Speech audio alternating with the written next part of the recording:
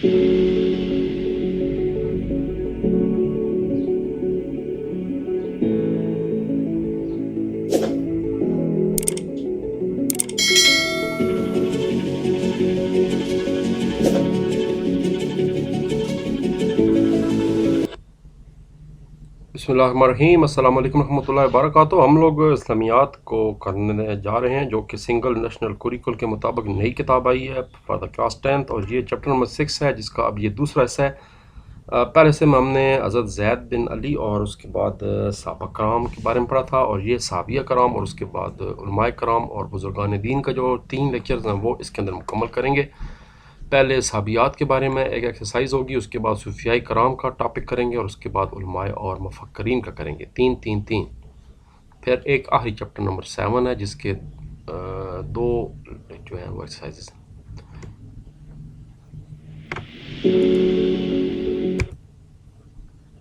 तो जनाब शुरू करते अंदर। ये टूं टूं पहले चल पड़ी है, हालांकि अभी लेक्चर शुरू नहीं हुआ। साबियात के बारे में, और पहली साबिया हैं जनाब हज़रत उम्मे यमन रज़ी अल्लाह ताला अन्हा। इनके बारे में थोड़ी सी डिटेल पहले पढ़ लेते हैं। उनका बाई इलाका हबशा था, हबशा के रहने वाली थी, और फिर उन्होंने बाद में हबशा में हिजरत भी की थी। ये भी उनका बहुत बड़ा काम है। हज़रत उम्मे यमन जो है वो गज़वात में क्या खिदमत अंजाम देती थी? ज़ख्मियों को पानी पिलाने की ज़िम्मेदारी थी उनके पास। जंग यमामा में शहीद हुए हज़रत उम्मे अमारा के बेटे शहीद हुए। हज़रत अबू बकर सिद्दीक़ रज़ी अल्लाह की बेटी का नाम है हज़रत अस्मा रज़ी अल्लाह ताला अन्हा, और हज़रत अस्मा रज़ी अल्लाह अन्हा के बेटे का नाम हज़रत अब्दुल्ला बिन ज़ुबैर है, जिनको हज्जाज बिन यूसुफ ने मक्का मुकरमा से घसीट कर खाना काबा से बाहर निकाला और उनको शहीद किया, और 3 दिन तक उनकी लाश को लटकाए रखा। ये आप देख लें कि क्या हमारी हिस्ट्री है और क्या ये इंसानियत है कि इन जैसी अजीम हस्ती के साथ क्या सलूक किया गया है। तो फिर बाकी को तो छोड़ें आप। और इवन ये भी लिखा हुआ है कि हज्जाज बिन यूसुफ ने खाना काबा पर बमबारी भी कराई थी, सिर्फ इनको कि इनको बाहर निकाल दिया। फिर इन्होंने खुद ही कहा कि भाई अब इससे बेहतर है कि मज़ीद बेहरमती हो, मैं बाहर आ जाता। उसके बाद जनाब सवाल आ जाते हैं, नबी करीम सल्लल्लाहु अलैहि वसल्लम की विसाल के वक़्त हज़रत उम्मे यमन के रोने का सबब क्या था? Page number 90। आप फरमाने लगीं कि ये खूब मालूम है और ये रोने का सबब भी नहीं है, मैं इसलिए रो रही हूँ कि अब वही का सिलसिला मुनक़ता हो गया। वो कहती हैं कि मुझे मालूम है कि हर एक ने अल्लाह ताला के पास जाना है। आप सल्लम चले गए, क्योंकि आप सल्लम के लिए अल्लाह ताला के पास बेहतर चीज़ मौजूद है। मगर उन्होंने कहा कि मुझे रोने का इसलिए वजह आ रही है कि अब वही का सिलसिला ख़त्म हो गया। अब डायरेक्ट जो है ना वही इंसानों के पास नहीं आइंदा आएगी। तो यहाँ से भी साबित होता है कि अब उसके बाद ख़त्म हो चुका है सिलसिला, आखिरी नबी थे वो। हज़रत उम्मे यमन की इस्लाम के लिए 2 खिदमात बयान करें। ये भी पेज नंबर 90 पे है। एक तो आपने हिजरत हबशा की तरफ हिजरत की थी, दूसरी हिजरत के बाद मदीना मुनव्वरा वापस आई थी और ग़ज़वा ओहद में शिरकत की थी। इस मौके पर वो लोगों को पानी पिलाती और ज़ख्मियों की तीमारदारी करती थीं। इसके अलावा वो ग़ज़वा खैबर में भी शरीक हुई थी। हज़रत उम्मे अमारा का नाम क्या है और उनका तल्लुक़ किस कबीले से था? तीसरा सवाल है। 3 सहाबियों का इकट्ठा टॉपिक है। आप रज़ी अल्लाह ताला अन्हु का नाम नस्बिया और कुनियत उम्मे अमारा थी, यानी उनकी बेटी का नाम अमारा था, और मतलब है अमारा की माँ, जैसे अबू और ऐसे आप रज़ी अल्लाह ताला अन्हु का तल्लुक़ कबीला बनु नजार से।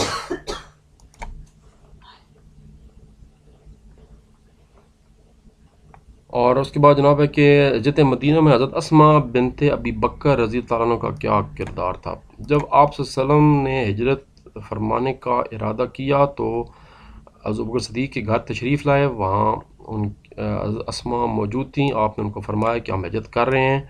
तो अबू बकर सिद्दीक़ रफ़ीक़ सफ़र थे। आप सल्लम दोपहर को इनके घर तशरीफ़ लाए, हिजरत का ख्याल ज़ाहिर फरमाया। हज़रत अस्मा ने सफ़र का सामान तैयार किया, 2-3 दिन का खाना साथ रखा। निताक, जिसको अरब औरतें कमर पर लपेटती हैं, वो फाड़ कर इससे बर्तन का मुंह बंद कर दिया। ये वो शरफ़ है जिसकी बना पर आज इनकी ज़ात को ज़ातन नताकीन 2 कमर बंद वाली के लक़ब से याद किया जाता है। हज़रत अस्मा के नुमायाँ और साफ तहरीर फरमाएँ। Page number 92। हज़रत अस्मा इंतहाई नेक तबा खातून थीं, हक़ गोई यानी सच बोलती थीं, नहायत साबरा थीं। हज्जाज बिन यूसुफ जैसे ज़ालिम और जाबर के सामने वो हक़ गोई से काम लेती थीं। جب حضرت، میں تھوڑی دیر پہلے بتا چکا ہوں، جب حضرت بن عبداللہ بن زبیر کی شہادت ہوئی، ایک ماں کے لیے قیامت تھی، لیکن اس کے باوجود انہوں نے جس عزم اور ہمت تحمل سے کام لیا، اس کی مثال تاریخ میں کم ملتی ہے۔ حد درجہ خوددار، بہمت اور تواضع و انکسار کی فکر تھی۔ یہ لکھا ہوا ہے کہ حجاج بن یوسف نے ان کی لاش کو سولی پر لٹکا دیا تھا۔ 3 دن گزرنے پر بھی حضرت اسماء بن جب پہنچی تو وہاں پر لاش لٹکی ہوئی تھی۔ متوجہ ذیل صحابیہ پر علیحدہ علیحدہ نوٹ لکھنے ہیں۔ 3 ہی صحابی ہیں تو تینوں پر مکمل نوٹ لکھا۔ اس میں چھوٹا ہو نہیں سکتا کیونکہ مکمل ڈیٹیل ہے، پھر ڈیٹیل آ جاتی ہے، تو اس طرح یہ 3 لانگ بن جائیں گے۔ پہلا چھوٹا لانگ بن جائے گا حضرت ام یمن رضی اللہ تعالیٰ عنہ پہ، یہاں تک دوسرا لانگ بن جائے گا حضرت ام عمارہ جن کا نام نسبیہ تھا، اور یہ بیعت عقبہ میں بھی شامل تھیں جس میں 73 مرد اور 2 عورتیں شامل تھیں، بڑی مشہور بیعت عقبہ ہے۔ اور تیسرا لانگ بن جائے گا حضرت اسماء بنت ابی بکر رضی اللہ تعالی عنہا، یہاں تک۔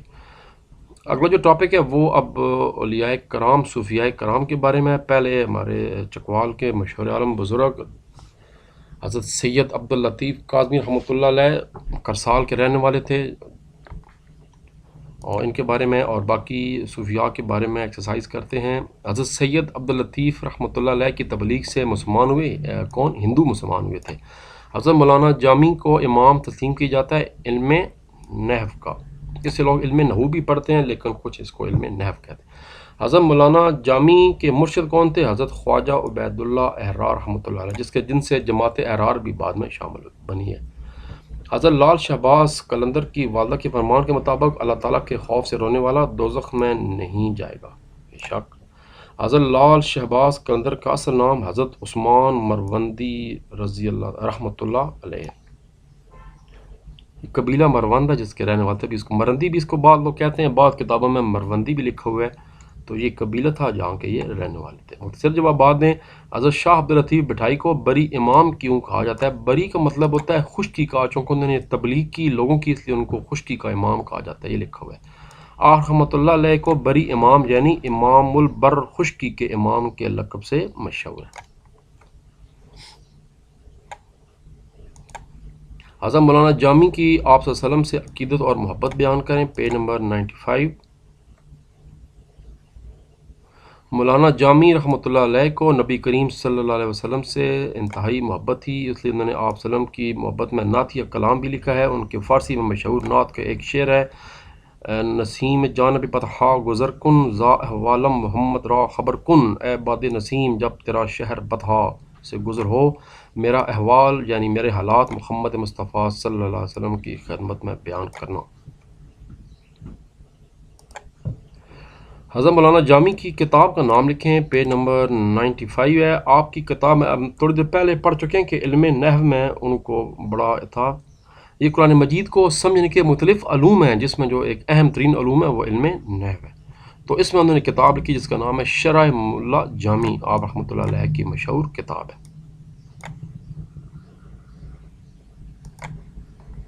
حضرت لال شہباز قلندر کا سلسلہ کن سے ملتا ہے؟ Page number 96۔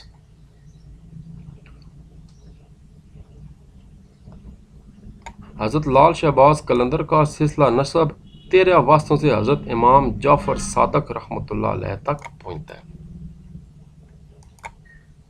حضرت لال شہباز قلندر کے تعلیمی حالات مختصراً بیان کریں۔ جناب، پہلے تو حضرت عثمان بن کبیر المعروف شہباز قلندر نے 7 سال کی عمر میں قرآن پاک حفظ کیا۔ اس کے بعد آپ نے قلیل عرصے میں عربی اور فارسی کی تعلیم مکمل کی۔ چھوٹے چھوٹے پوائنٹس بنا دیں۔ بچپن میں ابتدائی تعلیم اپنے والد سے حاصل کی تبریز کے اندر، پھر اس کے بعد یہاں سے بتا دیں، اس کے علاوہ بعد میں وہ حضرت بو علی قلندر کی خدمت میں حاضر ہوئے اور ان کی پر ہدایت پہ آپ نے سندھ میں قیام فرمایا تھا۔ مدرجہ ذیل پر نوٹ لکھیں، تینوں پر مولانا عبدالجامی رحمۃ اللہ علیہ، حضرت لال شہباز قلندر رحمۃ اللہ علیہ اور حضرت شاہ عبداللطیف امام باری سرکار رحمۃ اللہ علیہ۔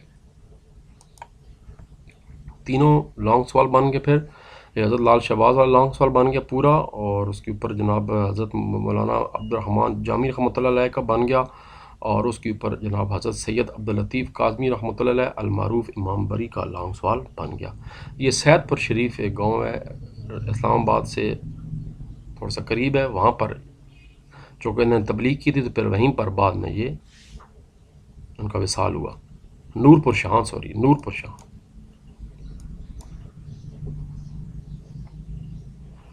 جناب تیسرا جو ہے آخری ٹاپک ہے اسی چپٹر کا اور ہماری اس ویڈیو کا بھی آخری ٹاپک ہے، وہ ہے علماء مفکرین۔ علماء مفکرین میں پہلے شیخ ابن عربی ہیں، اس کے بعد شاہ عبدالعزیز محدث دہلوی مشہور عالم شاہ ولی اللہ کے بیٹے، اور مشہور عالم فلسفی ابن رشد رحمۃ اللہ علیہ، ان کے بارے میں پڑھتے ہیں۔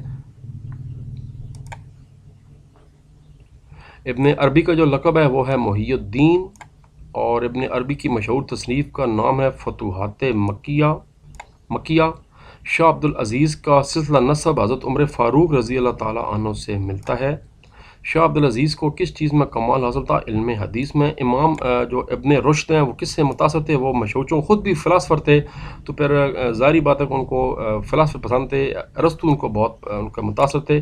اس کے علاوہ امام غزالی کی تو جو ہے وہ کسی تعارف کے محتاج نہیں ہیں، وہ تو اسلامی دنیا کے سب سے بڑے مفکر اور فلاسفر ہیں۔ کبھی آپ کو ٹائم ملے تو ان کی کتاب کیمیائے سعادت لازمی پڑھیے گا، اور کیا ہی وہ سمجھے اسلام کا نچوڑ ہے کیمیائے سعادت جو ہے امام غزالی کی تصنیف۔ ابن عربی رحمۃ اللہ علیہ کا مکمل نام تحریر کریں، پیج نمبر 98 شارٹ شروع کرتے ہیں۔ شیخ ابو بکر محی الدین محمد بن علی المعروف شیخ اکبر، ان کا پورا نام ہے۔ 17 رمضان 560 ہجری کو مرثیہ اندلس میں پیدا ہوئے تھے، اندلس۔ ابن عربی نے کن موضوعات پر کتابیں تصنیف کی ہیں؟ پیج 98۔ شیخ اکبر کی تصنیف اپنے زمانے کی مروجہ علوم اسلامی کے جاتا کرتی ہیں، پھر زیادہ ان کا تو جو ہے وہ تصوف یعنی صوفی ہیں نا۔ اس کے علاوہ حدیث، تفسیر، سیرت اور ادب کے موضوع پر بھی آپ نے کتابیں لکھی ہیں۔ اور شاہ عبدالعزیز کب اور کہاں پیدا ہوئے؟ Page number 99۔ شاہ عبدالعزیز محدث دہلوی رحمۃ اللہ علیہ 25 رمضان المبارک 1159 ہجری بمطابق 7 شوال المکرم 1239 کو 20 ستمبر 1746 کو دہلی میں پیدا ہوئے۔ آپ کا اصل جو نام ہے وہ غلام حلیم ہے۔ آپ کا سلسلہ نسب 34 واسطوں سے حضرت سیدنا عمر فاروق تک جا پہنچتا ہے، اور آپ کو سراج الہند یہ ایکسٹرا سوال، سارے ایکسٹرا سوال ہیں۔ آپ کا سلسلہ نسب کہاں تک پہنچتا ہے اور کتنے واسطوں سے ہے؟ پھر آپ کا تاریخی نام کیا ہے؟ غلام حلیم ہے۔ آپ کو کیا لقب ہے؟ سراج الہند کہا جاتا ہے۔ آپ حضرت شاہ ولی اللہ کے بڑے بیٹے ہیں۔ ایک اور MCQ آ گیا کہ شاہ ولی اللہ جو ہے وفات پائی جب حضرت شاہ عبدالعزیز کی عمر 17 سال تھی۔ شاہ عبدالعزیز کب اور کہاں، یہ تو میں کرا چکا ہوں۔ شاہ عبدالعزیز نے کن علوم کے فروغ کے لیے کرائے نمایاں انجام دیے؟ پیج 99۔ آپ رحمۃ اللہ علیہ نے پرفتن دور میں، یہ وہ دور تھا جب اسلام میں نئی نئی چیزیں شامل ہو گئیں، بدعات شامل ہو گئیں، تو پھر انہوں نے قرآن اور حدیث کے علوم کے فروغ کے لیے جو کرایہ نمایاں انجام دی، ان کی وجہ سے وہ ہمیشہ یاد کیے جائیں گے۔ اور ابن رشد کی ایک کتاب کا نام لکھیں، پیج نمبر 99۔ جناب آپ کی بہت سی تصنیف ہیں، مگر سب سے مشہور جو کتاب ہے وہ بدایت المجتہد ہے، خاص طور پر قابل، جس میں انہوں نے فقہی مسائل پر اپنے آراء کا اظہار کیا، خاص کر کے اجتہاد کے بارے میں۔ اور وہی طریقہ کہ اس میں 3 ہی لانگ سوال ہیں، فل و فل کل و کل، ابن عربی رحمۃ اللہ علیہ، شاہ عبدالعزیز رحمۃ اللہ علیہ، ابن رشد رحمۃ اللہ علیہ، پیج نمبر 98۔ فل و فل کل و کل مل و مول، چھوٹے چھوٹے ٹاپک ہیں۔ یہ ہو گیا ابن رشد والا ٹاپک آ گیا یہاں تک، یہ جناب شاہ عبدالعزیز کا ٹاپک آ گیا یہاں تک، شاہ عبدالعزیز محدث دہلوی، اور یہ آگے شیخ ابن عربی کا ٹاپک یہاں تک 3 ہو گئے۔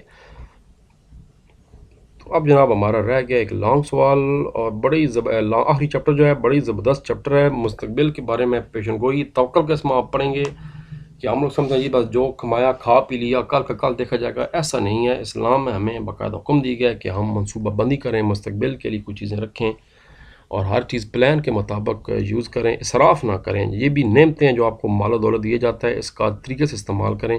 یہ سارا کچھ پڑھتے ہیں اگلے لیکچرز میں۔ یہ تو بڑی زبردست کتابیں ہیں. یہ جو کتاب بنی ہے 9th کی کتاب بھی بڑی زبردست بنی ہے، اور اس طرح 10th کی بھی انہوں نے بڑی زبردست چیزیں دی ہیں. تو پھر ملتے ہیں جی اگلے لیکچرز کے ساتھ.